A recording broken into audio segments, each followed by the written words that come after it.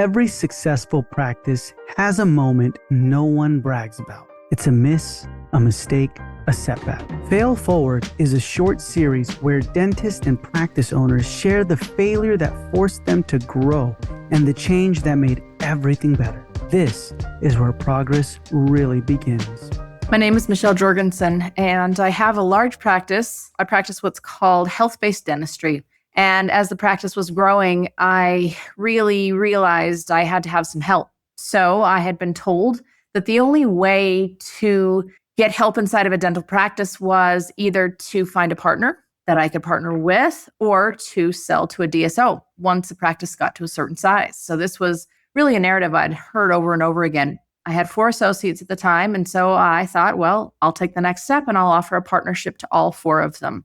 I didn't know what a partnership was. I didn't know what I was asking of them. I didn't specify what I needed help with. We didn't do anything right at all.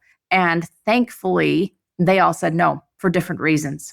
But it was very discouraging. I knew I needed help. I knew I couldn't carry the load all on my own. So I thought, well, the only option at this point now is to go ahead and talk to a DSO. So I started researching DSOs, and I started really looking for one that would fit with my methodology, with the practice system that I used, with my mission, vision, and values. And I did a lot of work, and I really thought I did all of my due diligence. Well, this was at a time where the world was kind of a little crazy. It was 2020, and there were a lot of holdbacks and other things going on with DSO sales. But my business was strong. Everything was great. But right before the deal closed, one of my associates said that the deal wasn't as good for him as our previous agreement was. And so he had just signed a lease to open his own practice. And this really scared the DSO. He was one of my strongest producing associates. And they said, we're going to change the details of our deal. They basically took all cash off the table at the time of sale. This changed it drastically for me. And I decided that it wasn't worth doing. It wasn't something that I should move forward with. So now I was really out of options. I thought I didn't know what else I was supposed to do. A partnership option had failed. The DSO option had failed. And I felt like the weight of the world was heavier than ever. And at this point, I met someone, one of my mentors, that talked to me about the fallacy inside of dental businesses, that just because we're a dentist and we have a license, that gives us the qualification to own a business. And that's not true. And he said, there's really very few industries where tenure or time in the business equates to your qualification and ability to be a partner in the business. So I realized dentistry isn't doing this right. And I realized I needed to figure out what it was I needed help with. So I designed what I call an ecosystem of a dental practice, where there are 12 different duties that are inside of the business. This has nothing to do with clinical dentistry. This has to do with the other ownership duties. I designed these, and I decided which of these I wanted to continue doing and which I needed help with. And then I started looking for someone who could help with those other things. Thankfully, because I finally decided what I needed, I was able to find her. She's a dentist, and she actually has a business degree, and her goal was to own businesses. So as we discussed this, she said, this is exactly what I've been looking for.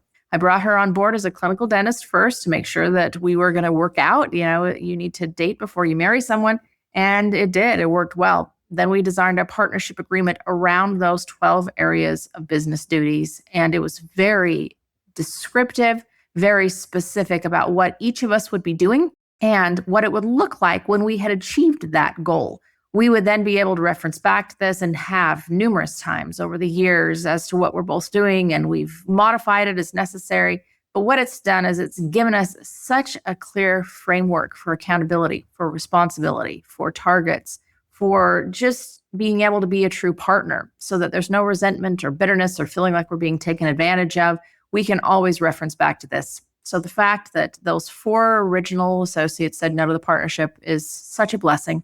The fact that the DSO said no or gave me such a poor deal that I couldn't say yes to it was such a blessing, because it enabled me to change my thinking and my understanding about a partnership inside of dentistry and to do it correctly.